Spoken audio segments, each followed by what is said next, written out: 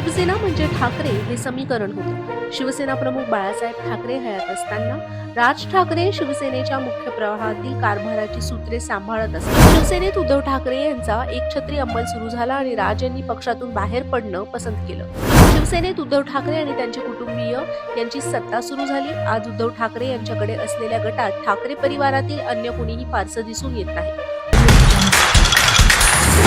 शिवसेना म्हणजे ठाकरे हे समीकरण होते। शिवसेना प्रमुख बाळासाहेब ठाकरे हयात असताना राज ठाकरे शिवसेनेच्या मुख्य प्रवाहातील कारभाराची सूत्रे सांभाळत असत। राज हेच बाळासाहेबांचे उत्तराधिकारी आहेत असं शिवसैनिकांचं म्हणणं होतं। पण महाबळेश्वर येथे झालेल्या शिबिरात शिवसेनेच्या कार्याध्यक्षपदी उद्धव ठाकरे यांची नियुक्ती झाली आणि पक्षात राज ठाकरे यांचं स्थान दुय्यम झालं।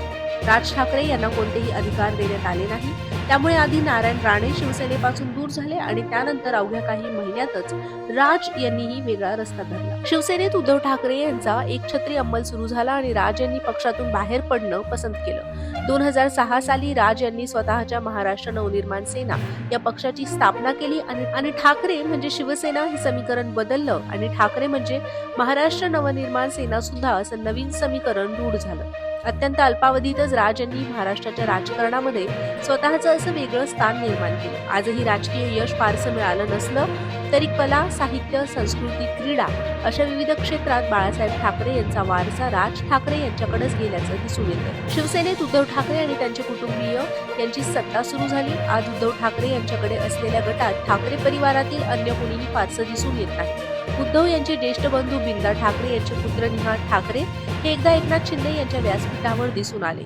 जयदेव ठाकरे यांनीही शिंदे यांच्यासोबतच व्यासपीठावर हजेरी लावली। स्मिता ठाकरे या देखील मातोश्रीपासून दूर झाल्या आहेत। त्यामुळे मातोश्री आणि उद्धव गट यांच्यावर उद्धव ठाकरे, त्यांच्या पत्नी रश्मी ठाकरे, मुले आदित्य आणि तेजस ठाकरे यांचाच एक हाती अंमल सुरू आहे। 2019 साली महाविकास आघाडी स्थापन झाल्यानंतर उद्धव ठाकरे मुख्यमंत्री झाले आणि सत्ता पदाचा कोणताही अनुभव नसलेल्या आदित्य ठाकरे यांना थेट कॅबिनेट मंत्री करण्यात आलं। आदित्य यांचे मावस बंधू वरुण सरदेसाई यांचा देखील सरकारच्या कामकाजामध्ये हस्तक्षेप होत होता।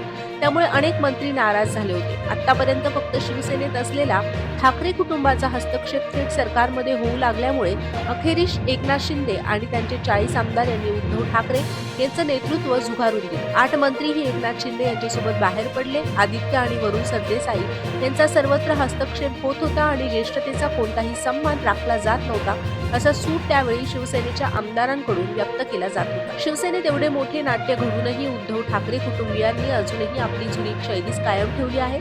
सध्या महायुतीतून तिकीट मिळण्याची कोणतीही शक्यता नसलेले अनेक नेते मातोश्रीकडे धाव घेत आहेत। भाजपचे सिंधुदुर्ग जिल्ह्याचे माजी अध्यक्ष आणि विधान परिषदेचे माजी आमदार राजन तेली यांनी नुकताच उद्धव ठाकरे गटामध्ये प्रवेश केला।